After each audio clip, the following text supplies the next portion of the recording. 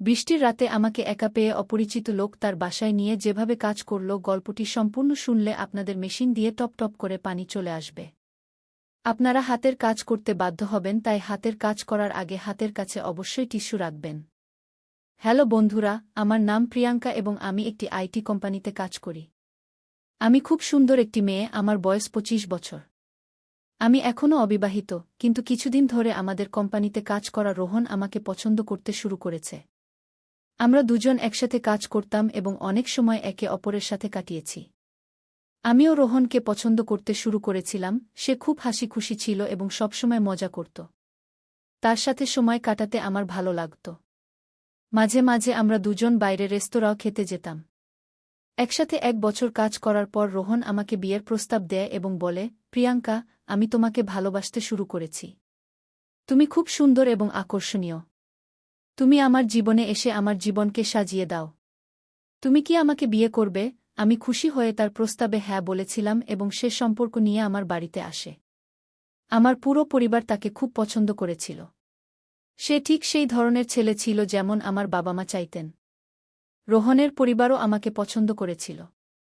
আমাদের দুজনের পরিবারের সম্মতিতে আমাদের বিয়ে ঠিক হয়ে গিয়েছিল। বিয়ের তারিখ ছিল 20 দিন পর। বাড়িতে বিয়ের প্রস্তুতি জোরে সোরে চলছিল, কিন্তু আমি তখনও অফিসে যাচ্ছিলাম। আমি ভেবেছিলাম বিয়ের 2 দিন আগে ছুটি নেব, কারণ প্রাইভেট কোম্পানিতে ছুটি পাওয়া একটু কঠিন। মা বাবা বলেছিলেন, তুমি প্রস্তুতির চিন্তা করো না, সব ঠিক হয়ে যাবে। তাই আমি নিশ্চিন্ত ছিলাম এবং সব প্রস্তুতি আমার পরিবারই করছিল। আমার ভাইজা সবসময় আমার সাথে মজা করত, কিন্তু আমি ভেতরে ভেতরে খুব খুশি ছিলাম যে এখন আমার জীবনে একটি নতুন মোড় আসতে চলেছে।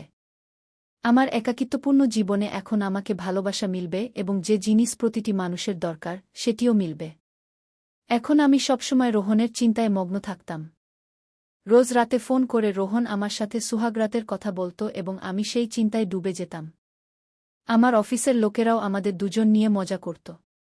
সবকিছু ঠিকঠাক চলছিল, কিন্তু আমার জীবনে একটি নতুন ঝড় আসার জন্য অপেক্ষা করছিল, যা সম্পর্কে আমি সম্পূর্ণ অজানা ছিলাম। একদিকে আমি রোহন এবং আমার নতুন জীবনের নতুন স্বপ্ন দেখতে শুরু করেছিলাম, অন্যদিকে আমার জীবনে একটি ভূমিকম্প আসতে প্রস্তুত ছিল এবং আমি জানতাম না যে এটি আমাকে এমনভাবে ধ্বংস করে দেবে। একদিন রোহন অফিসে আসেনি কারণ তার অসুস্থতা ছিল। এই কারণে আমাকে অফিসে বেশি কাজ করতে হচ্ছিল। কাজ শেষ হতে হতে রাত 10টা হয়ে গিয়েছিল। বাড়ি যেতে আমার অনেক দেরি হয়ে গিয়েছিল।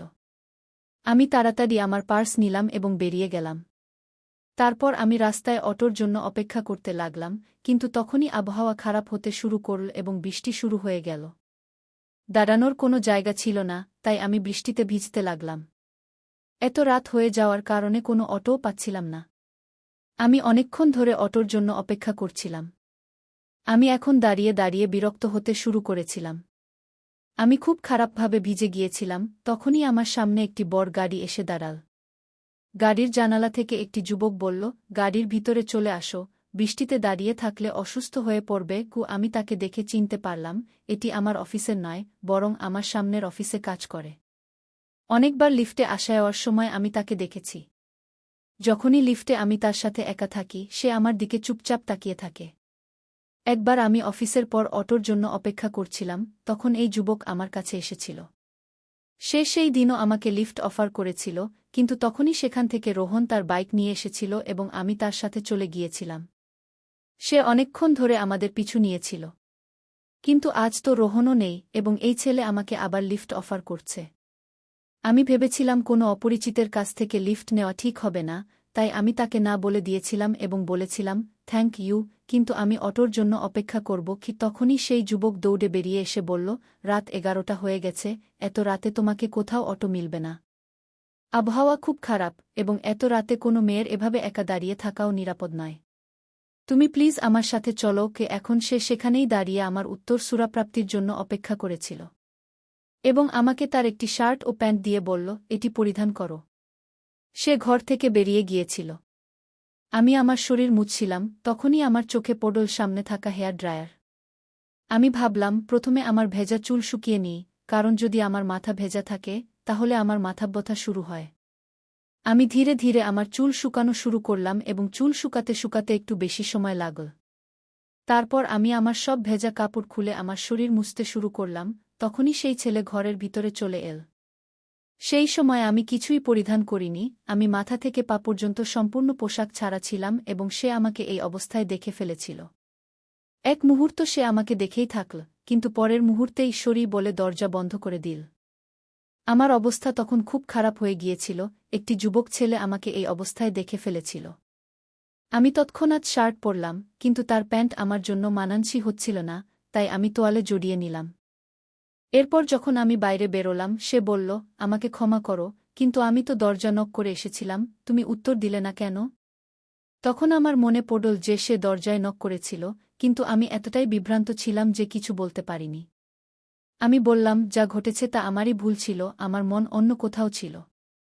আমি বললাম, তোমার প্যান্ট আমার জন্য মানানসই হচ্ছে না। সে বলল, চিন্তা করো না, আমি তোমার কাপড় ওয়াশিং মেশিনে দিয়েছি, এতে সম্পূর্ণভাবে কাপড় শুকিয়ে যাবে, আধা ঘন্টা লাগবে। এরপর তুমি তোমার কাপড় পরে আরামের সাথে বাড়ি যেতে পারবে। সে আমার কাপড় শুকাতে দিল, তারপর বলল, চলো কিছু খাবার বানাই, তুমিও খেয়ে নাও। আমরা দুজনেই রান্নাঘরে চলে গেলাম এবং সে অমলেট ও চা বানাতে শুরু করল। খাবার প্রস্তুত করে আমরা দুজনেই খেতে শুরু করলাম, কিন্তু আমি লক্ষ্য করলাম যে সেই ছেলে আমাকে দেখছে। তখনই আমার মনে পড়ল যে আমি আমার শার্টের উপরের বোতাম খুলে রেখেছি এবং সে আমার শরীর দেখছে। যেই আমি এটা বুঝতে পারলাম সে আমার খুব কাছাকাছি চলে এল। সে আমার শার্টের বোতাম লাগাতে শুরু করল, তখনই আমার শ্বাস খুব দ্রুত হয়ে গেল এবং তার শ্বাসও খুব দ্রুত চলতে শুরু করল। এই ছেলে কতটা হ্যান্ডসাম! আমি তার মুখই দেখতে থাকলাম। সে বলল, আমি তোমাকে একটি পাজামা দিচ্ছি, তুমি এটি পরিধান করো। এত বলেই সে আমার জন্য একটি পাজামা নিয়ে এল। আমি পাজামা পরিবর্তন করার জন্য ঘরে চলে গেলাম, কিন্তু আমি আবারও অজানা কোনো চিন্তায় বিভোর ছিলাম যে দরজা বন্ধ করাই ভুলে গেলাম এবং সেখানেই পরিবর্তন করতে শুরু করলাম। আমি তোয়ালে সরিয়ে ফেললাম এবং নিচে কিছুই পরিনি। সে সেখানেই দাঁড়িয়ে আমাকে দেখছিল। আমি পাজামা পরার আগেই সে আমার কাছে চলে এল এবং আমাকে তার বাহুতে জড়িয়ে আমার ঠোঁট চুম্বন করতে শুরু করল। আমি বিভোর হয়ে গেলাম। সে আমাকে বিছানায় শুইয়ে দিল। আমাদের দুজনেরই শ্বাস দ্রুত চলতে শুরু করল। সে আমাকে বারবার চুম্বন করতে লাগল এবং আমি তার ভালোবাসায় গলে যেতে লাগলাম। জানি না কি এক মাদকতা ছড়িয়ে পড়ল যে আমার কোনো কিছুরই হুঁশ ছিল না। সে আমাকে চুম্বন করতে করতে আমার শার্টের বোতাম খুলতে শুরু করল। কোনো ছেলে আমাকে প্রথমবার চুম্বন করেছিল, রোহনও আমাকে আজ পর্যন্ত চুম্বন করেনি, শুধু আমার হাত ধরেছিল। রোহনের কথা মনে হওয়া মাত্রই আমার মনে পড়ল যে আমার বিয়ে হতে চলেছে। কিন্তু এখন আমি এই রোমাঞ্চকর যাত্রার সেই মুহূর্তে পৌঁছে গিয়েছিলাম যে নিজেকে থামাতেই পারছিলাম না। সে ধীরে ধীরে আমার শার্টের সব বোতাম খুলে দিল। আমি তার ভালোবাসার গভীরে ডুবে গেলাম। আধা ঘন্টা ধরে আমরা সুদবুদ হারিয়ে ভালোবাসা করলাম। কিন্তু তখনই হঠাৎ আমার মনে হল, আমি কি করছি? এটা ভেবেই আমার চোখ থেকে অশ্রু বেরিয়ে এল। আমি বললাম, তুমি কি করছ? আমি তো তোমাকে চিনি না। সে বলল, আমি আকাশ, আকাশ সিংঘানিয়া। এই নাম শুনেই আমি চমকে উঠলাম, কারণ আমার পাশের অফিসের সিইও আকাশ সিংঘানিয়া, অর্থাৎ এটি একটি বেশ ধনী ছেলে। এবং সে কি আমাকে চেনে? কারণ প্রতিবার সে আমাকে তার বিল্ডিংয়ের আশেপাশে পায় এবং প্রতিদিন লিফটে আমার সাথে ওঠানামা করে। কিন্তু আমি কখনো তার দিকে মনোযোগ দিইনি। আমি বললাম, থামো, এর বেশি কিছু করো না। যদিও আমি নিজেকে থামাতে পারছিলাম না, কিন্তু সম্ভবত সে আমার চোখে অশ্রু দেখে থেমে গেল এবং ঘর থেকে বেরিয়ে গেল। সে তার সীমা অতিক্রম করেনি এবং আমার সম্মান অক্ষত ছিল। আমি দ্রুত উঠে দেখলাম আমার ভেজা কাপড় শুকিয়ে গেছে। আমি দ্রুত আমার কাপড় পরলাম এবং বাইরে চলে এলাম। আকাশ আমার দিকে তাকাচ্ছিল না, কিন্তু আমি তার সাথে কথা বলতে চাইছিলাম। সে আমার দিকে না তাকিয়েই বলল, চলো প্রিয়ঙ্কা, আমি তোমাকে বাড়ি ড্রপ করে দিই। আমরা দুজনেই গাড়িতে বসলাম। আমি চাইছিলাম আকাশ আমার সাথে কথা বলুক, আমাদের মধ্যে যা কিছু ঘটেছে সে সম্পর্কে কিছু বলুক, কিন্তু সে তো আমার দিকে তাকাতেই পারছিল না। আমার বাড়ির পা। সে এসে থেমে গেল এবং বলল, যদি চাও তবে ছাতা নিয়ে যেতে পারো। আমি তার দিকে তাকাতে লাগলাম, তখন সে তার পার্স খুলে তার কার্ডটি আমাকে দিল। আমি কার্ডটি হাতে নিয়ে তার কিছু বলার অপেক্ষা করতে লাগলাম, কিন্তু সে নীরব থাকল। হঠাৎ, জানি না আমার কি হল, আমি তার কাছাকাছি চলে গেলাম এবং তার ঠোঁটে চুমু দিলাম। সে আমার দিকে প্রেমভরা দৃষ্টিতে তাকিয়ে থাকল। আমি গাড়ি থেকে নেমে বাড়ি চলে এলাম। আমার বেডরুমে গিয়ে প্রায় আধা ঘন্টা ধরে আমি শুধু এটাই ভাবতে লাগলাম যে আজ কি হয়ে গেল। তখনই আমি তার কার্ডটি দেখলাম, যেখানে তার ফোন নম্বর ছিল। ভাবনা ছাড়াই আমি তার নম্বর ডায়াল করলাম। আকাশ ফোন তুলে নিলে আমি বললাম, আমি প্রিয়াঙ্কা বলছি। আজ যা কিছু ঘটেছে। সে আমার কথা মাঝেই কেটে দিয়ে বলল, আমি সেটাই ভাবছি। আমার বিছানায় শুয়ে শুয়ে সেই স্মৃতিতে ডুবে আছি। সেটা আমার জীবনের সবচেয়ে সুন্দর মুহূর্ত ছিল। জানি না আমার হৃদয়ে কি হয়েছিল, এটি কি ধরনের টান ছিল যে আমি আকাশের দিকে আকৃষ্ট হচ্ছিলাম।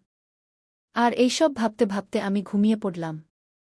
পরের দিন সকালে উঠে আমি মোবাইল নিয়ে আকাশকে গুড মর্নিং মেসেজ পাঠালাম।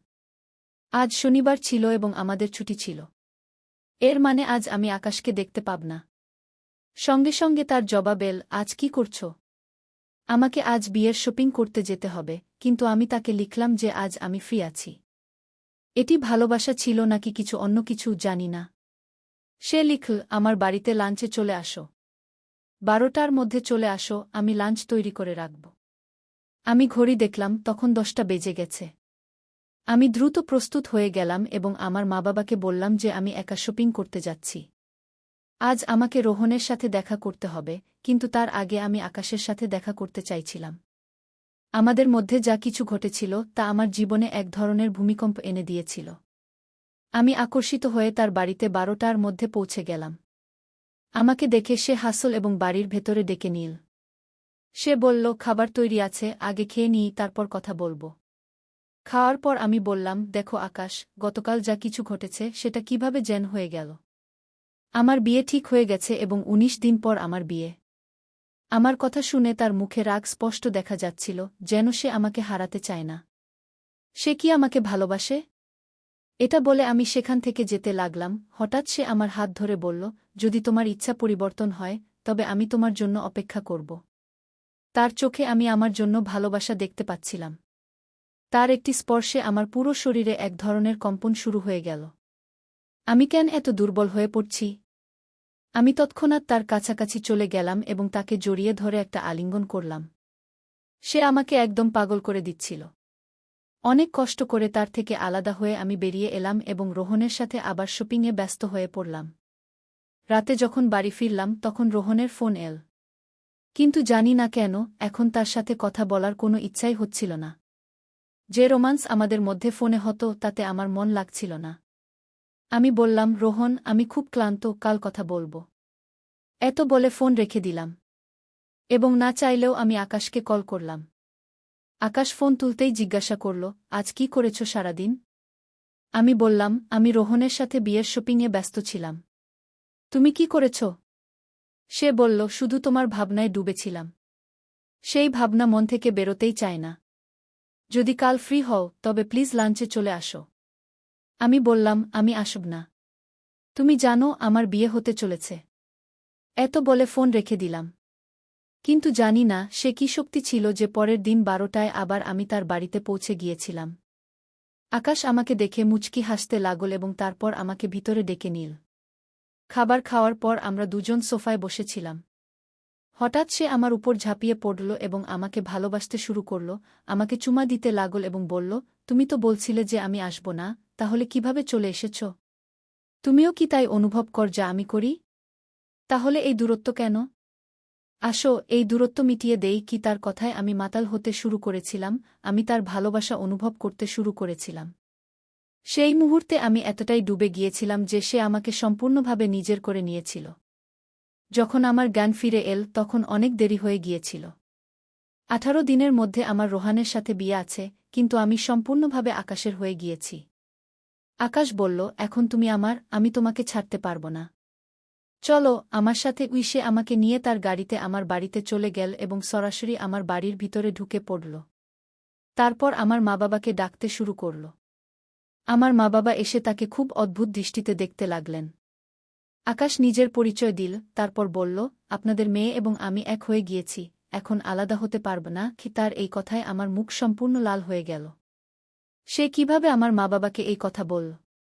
আমার মা-বাবা বড় চোখ করে আমার দিকে তাকাতে লাগলেন।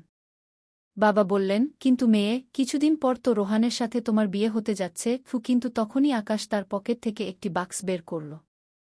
যখন সে বাক্সটি খুল, তার ভিতরে একটি আংটি ছিল। সে সেখানেই দাঁড়িয়ে আমার মাথায় সিঁদুর দিল এবং বলল, এখন থেকে প্রিয়াঙ্কা আমার স্ত্রী। কুশে আমার হাত ধরে আমাকে নিয়ে তার বাড়িতে চলে গেল। তারপর কি বলবো, সেই ভূমিকম্পের সঙ্গে আমি ভেসে গিয়েছিলাম। রোহানের হৃদয় ভেঙে গিয়েছিল, কারণ আমাদের বিয়ে ভেঙে গিয়েছিল। আমার মা-বাবা যেন বিশ্বাসই করতে পারছিলেন না যে কি ঘটেছে। আমিও কিছু বুঝতে পারিনি যে কিভাবে আমি একটি অচেনা ছেলের এত কাছে চলে গিয়েছিলাম, যে নিজের বিয়ে ভেঙে তার সাথে বাড়ি বেঁধে নিয়েছিলাম। কিন্তু সম্ভবত এটাই ভালোবাসা। অনেক সময় ভালোবাসায় আমরা আমাদের জ্ঞানবুদ্ধি হারিয়ে ফেলি, এবং এটাই আমার সাথে ঘটেছিল।